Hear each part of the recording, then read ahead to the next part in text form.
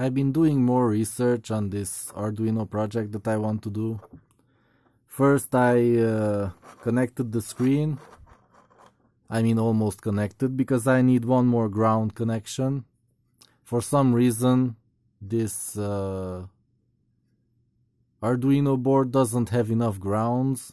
So yeah, that's a problem for noobs, but yeah, you can split the ground, no problem. I will do that. And yeah, so the rest of the wires are connected. It should work. And I also will use this for room temperature and humidity, because this can't go below 0 degrees. I'll have to use one of these for the exterior. This can go down to -50, I believe. It's just a temperature sensor. So outside humidity will be a mystery. We'll have to look at weather forecasts and stuff. So yeah, these are the two things. Connected screen and found this little temperature sensor. These will be probably good to use. This one and this one, let me just put them here.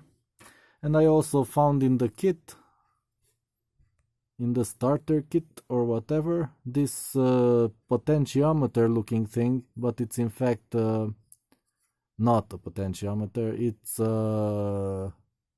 what did they call it? I don't know what they called it, but it detects the turning encoder or something like that. So as you turn it, it detects whether you turned it right or left and how many clicks. And this will be a sort of analog button. I want to use it to set the temperature with this. And maybe other options. It's much easier to use this instead of push buttons and stuff. I think this will be the main input device for this. It's easy to access.